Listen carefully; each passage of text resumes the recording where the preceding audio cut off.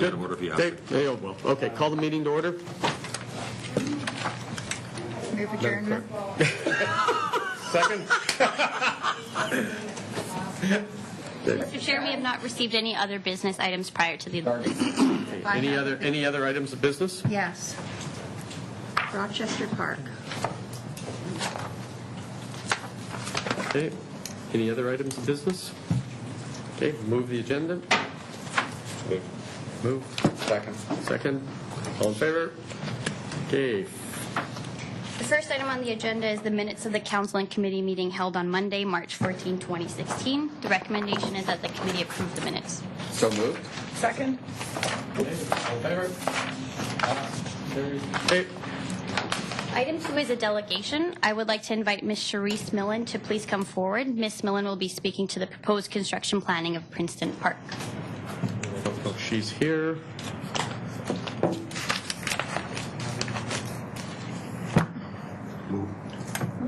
Will we defer this item until Later in later in the meeting? Okay. Second that. Second. All in favor? Okay. Item 3 is the semi-annual economic development activity report for July to December 2015. We have introductory comments by the Deputy City Manager and a presentation by the Manager Economic Development. The report is before you for information. Gentlemen. Thank you very much. 2015 was another busy and productive year for the city. It's estimated that Coquitlam's population grew by about 3,500 people, or 2.5% in 2015, to almost 145,000 people. Total construction was up by 4.7%, from $352 million to $366 million. Business licenses increased similarly to population, rising by about 2.5%. And we experienced a low commercial and industrial vacancy rate at about 1.2%. And I guess lastly, I would say Coquitlam's desirability and regions generally is continuing to push home prices higher, significantly higher, with the average single-family home in Coquitlam valued at $982,000 in 2015. David and Eric are both here to answer questions. David has a presentation that was attached to the report, and we can either run through that or go straight to questions. It's the committee's pleasure.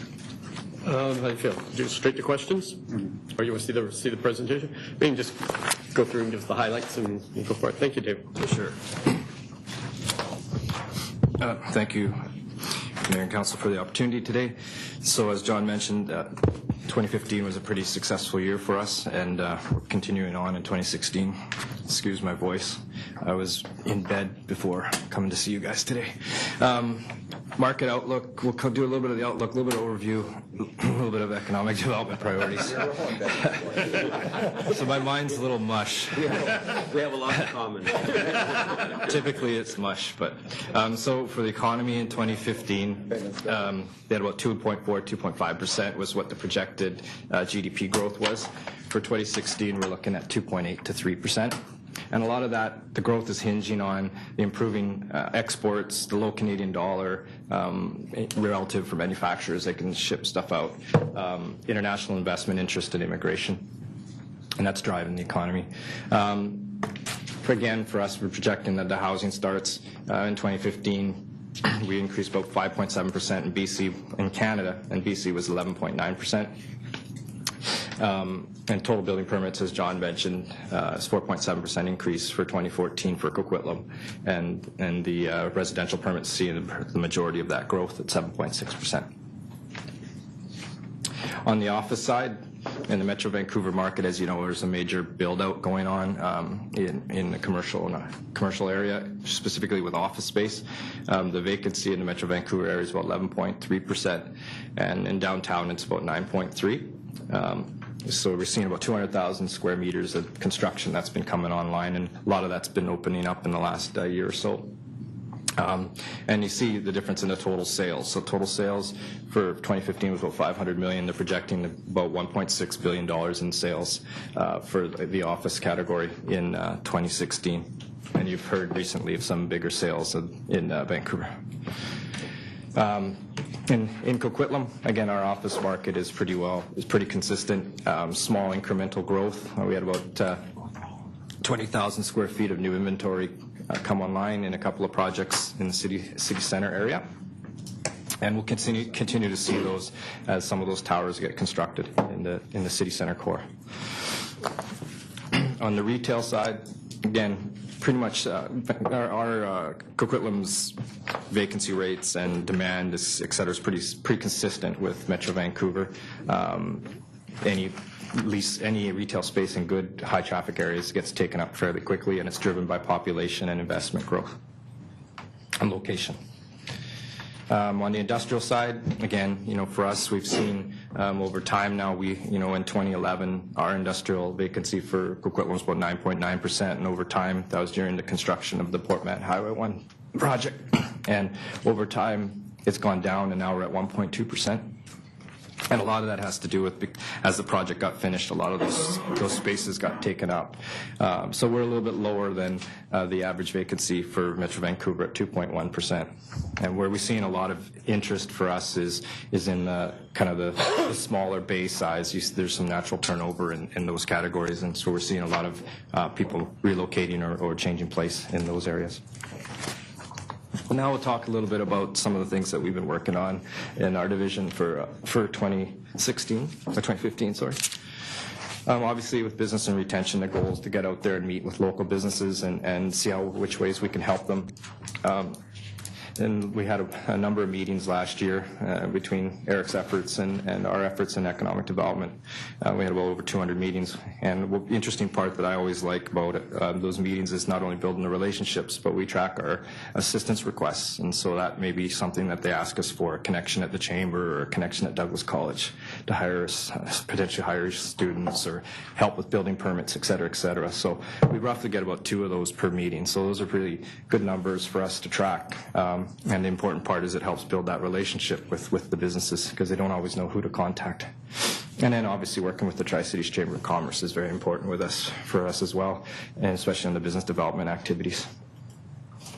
Business attraction, again, we've been out there in various capacities promoting the city of Coquitlam as a place to do business, whether that be in various marketing magazines or doing presentations to consulate offices or working with the Ministry of International Trade or the Ministry of Jobs, et cetera, et cetera. So we had quite a few inquiries there as well. And the inquiries we get, they're all over the map. They could be a tourism sector related one to international education. It's quite a variety. And then as well, we helped, as per Council's direction, we've been working with the Economic Development Advisory Committee, which started last year. And it's going very, very well. Get some good advice. Marketing materials, again, we've developed the new travel guide for 2016, but there's also a travel guide for 2015. And we've been updating a lot of our materials and building specifically on the tourism side of things, trails map and the travel guides, and building content on that we could use in blogs and on websites, et cetera. Most of the marketing type material development has been done on the tourism side. The film program, that's actually been quite interesting. Last year we did our film fees review, and so that was all updated and approved in the bylaw last year. But it's been really interesting how the interest that, the Canadian dollar going down has led to a significant amount of interest in filming here, and the activity's gone up. Our inquiries from 2014 to 2015 went up by about 25%, and so far this year, to be honest with you, we're getting, it seems like 3 or 4 inquiries a day during the week for filming. So those don't all turn into film permits, but we've got a lot of interest, and it's keeping that position very, very busy. And then just to review, just to cap off, we won't go through all the priorities as they are in front of you, but obviously the priorities for us are continuing with our business retention expansion program, working on our business attraction efforts, overseeing the running and the management of the tourism and the film programs, and then working with the Economic Development Advisory Committee, as well as we're also the responsible entity for the Strategic Investment Advisory Panel as well. And then continuing on developing and promoting the community and doing the initiatives that are related to marketing Coquitlam as a place to do business. Thank you. I have Terry, May, and then Deb. Terry. Well, thanks very much. All this useful information. And I've just got two general kind of questions, one on impressions, one on recommendations, and I'd like to hear from both Eric and David.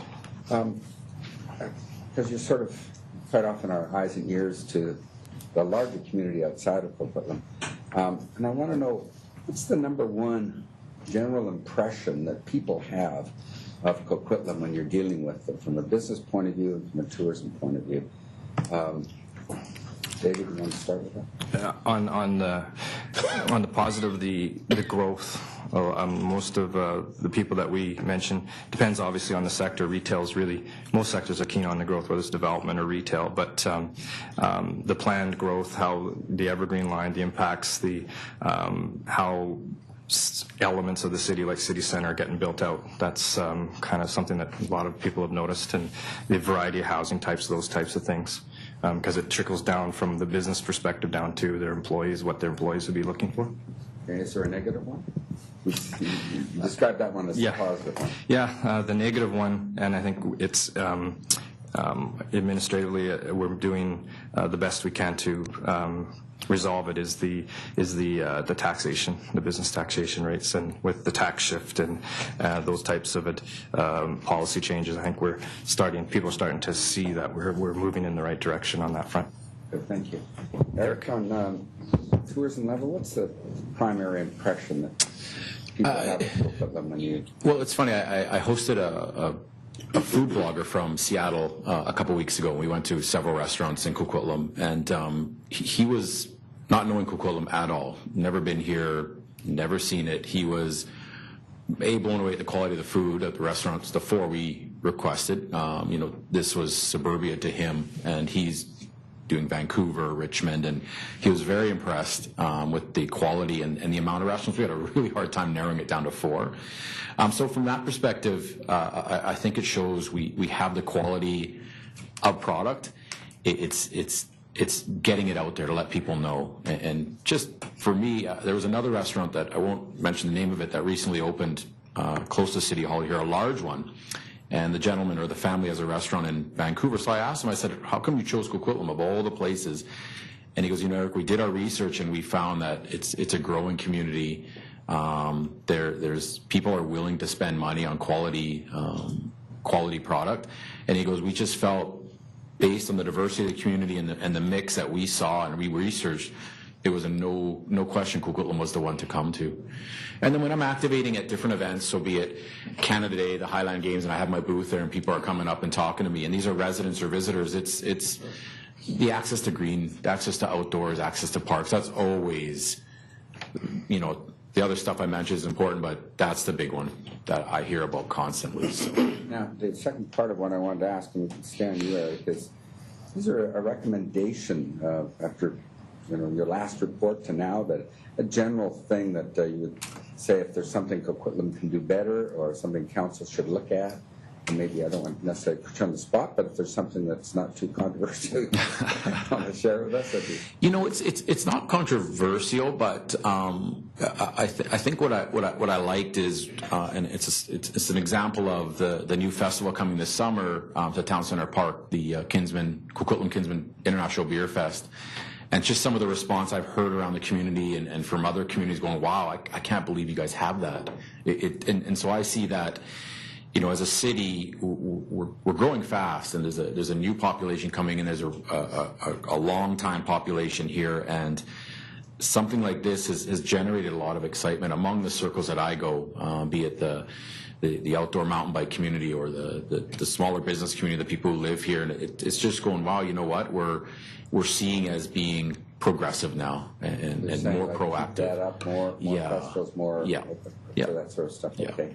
And then obviously with the things, when I work with Raul's team in parks, and they're keeping me connected with what's going on Burke, and that's so important, or hey, Eric, this is going to happen in the Riverview Forest, and it's just, I'm starting to see a lot more connection to the associations and to the city, and they really appreciate that.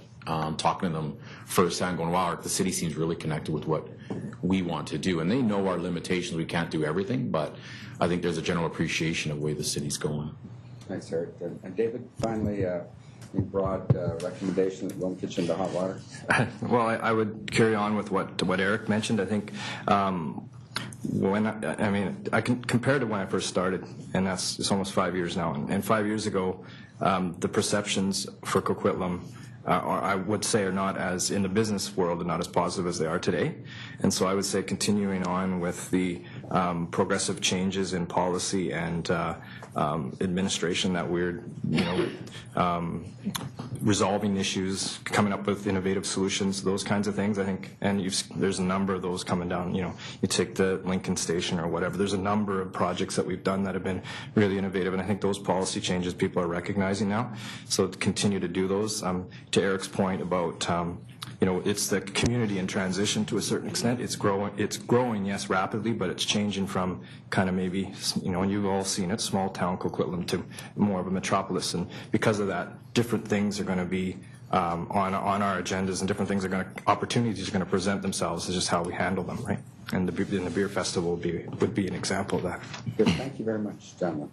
Appreciate it. Bang. Okay, thank you. First comment is the printed material that you've developed. Fabulous, absolutely fabulous, and I think Kathleen probably had her finger in there too. My compliments to you all on that. I wanted to talk about local sports and events. And the golf club, that's been around forever, so we can't say it's something new we brought in, but from what I gathered this year, the club was really impressed with the amount of help and the organization that you've brought to it. So I think that's a real plus for us.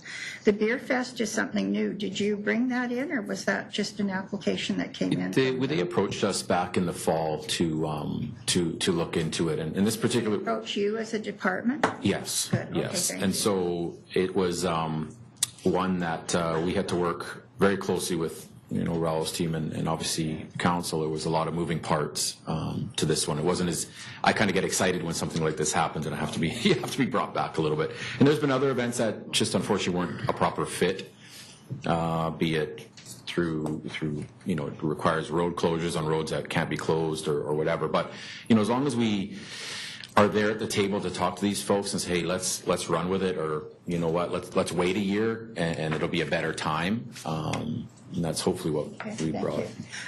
There was one David and I had talked about probably 4 years ago, which was something about little race cars running around, and there was somebody in the community that wanted to put it. Have you heard any more on that? Because it's more for it's for kids, it's not for adults, right? Yeah, through the chair, Councillor Reid, I haven't heard any more from the initial discussions on that one. Yeah, because I'd like to see some of our local businesses getting involved. So film, happy to see that this is moving along, and since you took it over, it's plus, I think. The dollars certainly helped us. Mm-hmm. Do you ever get, 10 years ago, we had something down on Schoolhouse called Work Live, because for a time we had a little burst of energy in the film community where they wanted places where they could paint sets, do costumes and all that, and then have an apartment up above.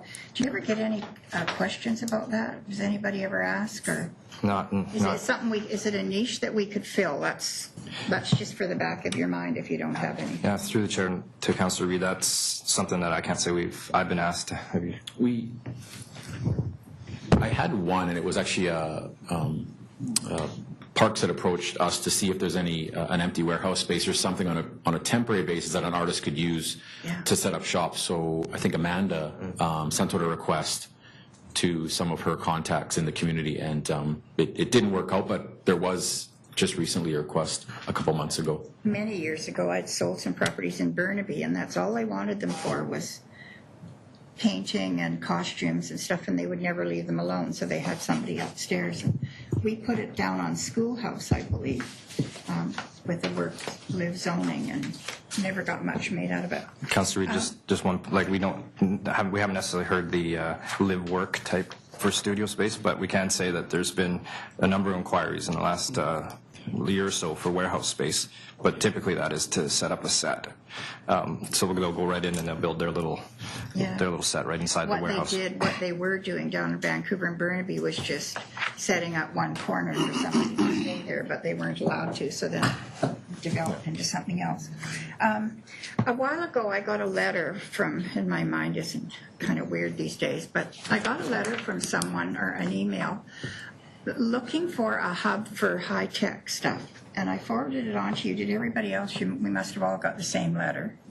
I don't really remember at this point who it was from, but it was someone that was extremely interested in starting up a high-tech hub. Did you get? Was that just recently? Yeah, in the last month. Yes. Yeah, we're working on that at the moment. Okay, good, because I think that's really good for us. At one time, and Richard will remember this, we thought of making the Northeast, remember, into sort of a high-tech hub area up there. I mean, it would certainly be a nice add-on if we could sort of attach it up there somewhere to the village or something. That would be wonderful. Okay, QNet. Questions coming a lot from developers on QNet, and I just keep telling them to phone QNet.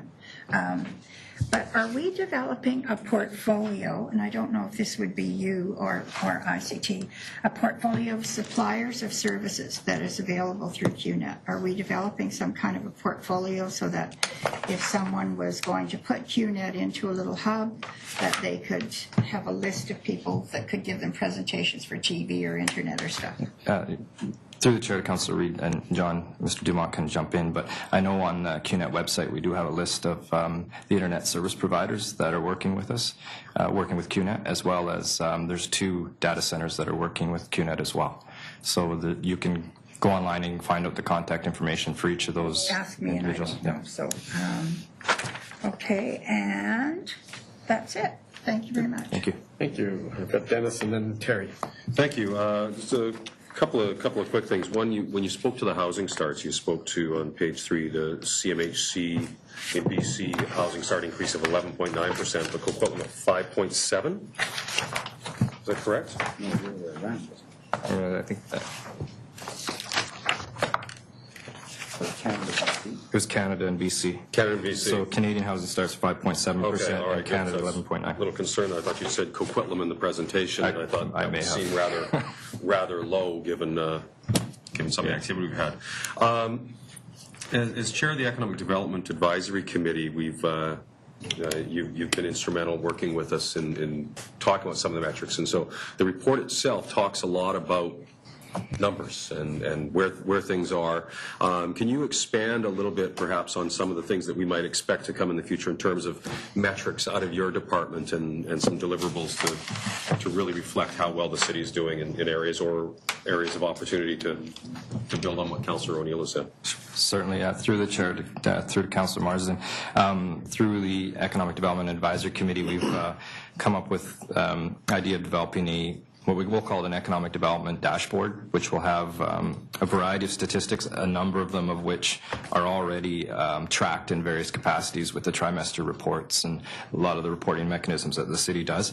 And we're working with corporate communications on that, and so we'll be coming back hopefully later this year. We're going to have a draft version for the Economic Development Advisory Committee to review, and then have something that we can be released, shown to council and then released. So, and that will just track everything from building permit values to business license growth, to film permit permits to tourism inquiries, those sorts of things. So we'll have that all in one document that'll be, and in the future we would attach it to this report, so it'd be a little bit easier to go through.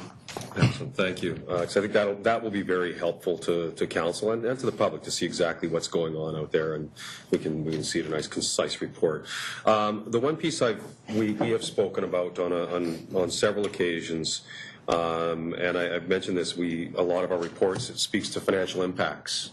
And with the housing starts and the residential growth that we've seen, the one piece we don't see in our reports is the financial impacts of this growth in terms of job creation, for that, in terms of a lot of industries have a factor, an economic spin factor in terms of, when something happens, there's a dollar spent. For every dollar invested in a certain thing, there's so many dollars in the community.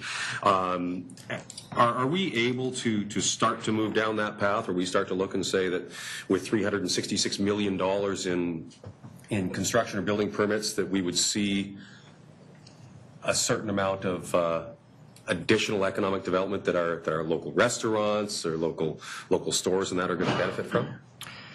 Do you see us in a position to come up with stats like that, or are they available? Through the chair to Councillor Marsden, I think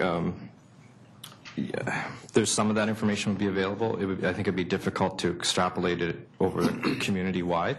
What we are doing, we reached out to a developer to try to get a better understanding of the economic impact of a tower. So how many jobs are created in the duration of that construction, et cetera. But to extrapolate it over the entire community would be really difficult, because the information is typically only tracked where the census is done. So it's a 2000, you got your 5-year window, and not all the information that would be useful for that is actually there. Okay. All right. Well, on that vein, one of the things I would like to see, since it is one of our strategic priorities, is to help enhance employment opportunities.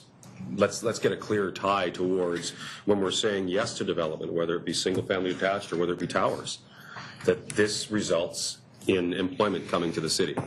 Whether or not they're residents that are working here and living here, or whether they be living someplace else but working here, there is a direct impact. And so I'd really like to see us start to get a better understanding of that, because I know from my experiences in looking at just my son on a job site last year, you look at the number of people that are on a job site, how many are buying their lunches at the local restaurants, they're at the local convenience stores buying their snacks, their smokes, down to the local liquor stores and grabbing their beer for later that night. I think there is a significant return from an economic perspective, and I really want to see us start to capture that. So perhaps we can ask our friends at the province if they've got some of those factors that they can help us with. Will do. Okay, thank you. Thank you. Terry. Thank you. My question is very similar to Councillor Marsden. However, I was honing in on, under the tourism program, the economic impact associated with holding events. I'm having to go to Nanaimo this weekend for lacrosse for my daughter. And I'm just curious if there is sort of any economic impact multiplier that's used to estimate the economic benefit from hosting day trips and overnight when we get to host tournaments. Through the chair, Councillor Towner, there is. We've done some economic impact assessments with a few of the larger events that have been in town, the Women's Canadian Open, the upcoming U19 World Field Lacrosse. And what it is, the Canadian Sport Tourism Alliance has a model that basically I provide the event organizer a questionnaire. And they fill it out, how many people are from out of town, how many local, and they have a radius of, I think it's an 80-kilometer radius to determine, day trippers versus potential for overnight and all these other factors. And I plug those into the model and press enter, and it spits out, all sorts of information. I think at times it seems to estimate a little high, so we have to go back and adjust it a bit. But you get an idea. And so, some of the stats I've read, and there's all sorts of them out there that have been done, particularly in the U.S., is, for a youth sport tournament, it's about $120, $150 per day, which is, in my experience, probably about right when I've done out-of-town trips in particular, but even regional sport tournaments. And festivals are a little tougher. You almost have to get them while they're at the event, and there's surveys available. Destination BC has a program or a suggested survey method to really extract, how long are you here? Are you here just for the tournament? Are you going to, go to eat after the festival or after the tournament? Are you going to go to shopping after? And you can really get an idea. And a small sample size, arguably, but there are ways definitely to measure the impact of, be it a festival or a sport tournament. Interesting. And something that I'd love to get more into, and previous roles at different companies, we're very much into, what is the ROI, how many room nights are associated with that event, how many room nights over the 5 days, and you can start to calculate it out just on your own, really. So, What was the economic impact that we came up with for the golf tournament? The golf, they gave me about $6 to $7 million. Yeah, and that's a significant, multi-week just to set up and to Councillor Marsden's. Before the tournament even starts, it's the construction, it's the cranes coming in, it's the people coming in with catering and food and all these other things that add up. Every single car they had from the car dealer went to the Petro-Canada on Austin Avenue, and those may not be recorded, but that's just the residual of it and the spin-offs. Yeah. Great, thank you. I also want to echo Councillor Reid and just commend you and communications on the excellent printed material. Yeah, great job. Kathleen's team has been fantastic. It's been a lot of teamwork on that one. Mm-hmm. Thank you, Richard. On page 4, we talk about some of the office space issues. This year I get the opportunity of chairing the Regional Planning Committee, on which I've been somewhat argumentative even. Let's tone it down a bit. I've been questioning the wisdom of placing so much office space in the downtown core. And I notice in your report, for example, it continues to say, with a significant office development cycle underway, about 200,000 square meters, that's 2 million square feet of office space was delivered in 2015, primarily in downtown Vancouver. And we, as a region, are trying, I think, we should be, I think, as a region, pushing harder to get almost to stop putting the jobs downtown and stop requiring the spoke sort of a approach to regional transportation, because it's not sustainable in the way it would be if we could get some of those jobs diversified.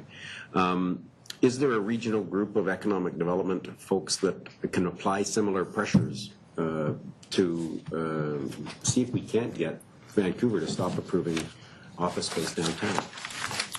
Through the chair to Mayor Stewart, there's no regional group at the moment. However, I do believe Metro Vancouver is working on what they're calling a regional prosperity initiative, which is essentially looking at regional economic development opportunities. Yeah, but it's more going out there and foster relationships and bring in the jobs, yes, rather than talk about the planning side of those jobs and where they go. If we keep plunking them all downtown, the Expo line is at capacity now. We're going to add another line, I guess, to try to figure out how do we put another 500,000 jobs in the downtown core and leave the suburbs as bedroom communities. Clearly we have to apply pressure in a different way so that Coquitlam and Langley and Surrey can get those office and the other forms of employment, rather than the regional plan requires us to protect our industrial land because Vancouver didn't protect its. But Vancouver's taking all of the jobs and building an oversupply of office space in the downtown core and leaving even Burnaby's struggling trying to find tenants for office towers. Yeah. Well, your trends and what you mentioned is happening for sure. It's getting more difficult to fill in office space further you are away from the city center of Vancouver. So, but unfortunately, there's no regional group that's united to push those mandates forward. We'll set one up then. Okay, I'm done. Thank you. Thank you, gentlemen. Thank you, David and Eric. That's great. Thank you for the report. Madam Clerk. The report has yet to be moved or seconded. Oh, I'll move it. Second. Yeah, all in favor? Tomorrow maybe. Mr. Chair, I do not believe the delegation is in attendance, so perhaps we can move on to the OB section of the agenda. The first other business item concerns Rochester Park and was raised by Councillor Reid. Okay. Okay. Thank you. Well, I got an email. I actually was able to find the pictures, which is amazing the way I do things. It's pretty homely. It's very sad and lonely down there. Even the weeds are afraid to grow because it's so lonesome. For years, I have been on about the pool, which you took away from me. I'm whining now, Raoul. Then when we talked about it we did a big plan for Rochester Park. You put some fabulous trails in, which this lady says are too slippery to be on. But then we talked about doing the actual park. And you were going to do, you had to do the parking lot first. I can't remember why. And then you were going to put a little tot lot or swing sets or something in. And when are they going to be in? I mean, this is the one area of our city that needs a swing set, a teeter-totter, something to climb on. And this is the 5th year now these people are going without anything. Not to mention we're about 6 or 8 years late with Place Millard, which now we should be moving it forward to fruition too, because now we know where the Y is going. So can you find a swing set somewhere or something to put on there for the summer for these kids? This is a neighborhood that really needs it. Place Millard is we are working on Place Millard. I just want you to know that it is on the immediate plan for. We've had meetings there with the Place Millard staff and the board, and we've got a good game plan for understanding what we need long term for that new facility. That was my add-on. Rochester Park was now the big Rochester. issue. We do have a plan that council has approved, and we're moving that forward. And really, the construction part of that is in the hands of strategic initiatives. Our plan is been approved, and most of the trails have been, for the most part, installed. What we could do, if council so wishes, we can give you a more detailed. If you want a very detailed explanation on each phasing, we did provide that to council. And I don't know if Perry is able to answer the construction schedule at this point. No. Yeah, I sort of don't want a detailed explanation. I want a swing set. I really wanted a pool, but I can't get that. So a swing set or a teeter-totter or something there. Well, the construction schedule is it's on schedule. We'll see what we can do about that. But James isn't here, but I'll talk to James after the meeting. As you know, we've got pretty elaborate play structures coming for that site. There's a unique log structure which is custom made. There's a number of it's more of a custom piece. It's a very unique place. There's a number of play areas. There's a skate area as well. The timing of those, though, what I can do for council is give you a more detailed sense of when we're going to have the first component of that available for the public to use. So there's going to be no point, there's nothing going to be there for this summer then? No swing set, no teeter-totter, I wouldn't nothing? say that. I think the goal was to have something by end of summer, but I don't think we'll have anything for the early summer, end of school. And that's something that has been discussed with council. I know there was some discussion about that. It really had to do with the timing of the complexity of the project. Hear from you at the next open meeting, and yes, then everyone will hear it. And yes, if I can, we can provide council by email and actually provide even an update at the next committee as well on the specific completion dates for each of the phases and when people can expect to be able to use the first amenities in Rochester Park. Thank you. Just a quick question, just to follow up on that. I know that some of the parks we've started putting up signs of coming soon and what's there. And do they have sort of the timetables on them as well? That might be something that would be helpful to have at that site. I did go on that site. I don't know if Michelle has more of an update, but I did go on that site just a week ago. I did not see any specific sign up there, so we'll look at doing that. So there's a greater sense for the public on when the first phases of that park will be available. Thank you. Anita. Well, thank you. Thank you for bringing that up, Councillor Reid. And I do know that the timelines came to us quite recently, and there was discussion around this table that the timelines were. I think there was a request for the upper part of that park to get flipped, and I'm just wondering. We actually kind of just left that with no commitment that that's going to happen. So, did we get commitment from staff on that we were going to, because we're going to try to get that completed as quickly as possible, that upper portion of the park that sits derelict? I think maybe Michelle is probably the best person to answer the question. Michelle.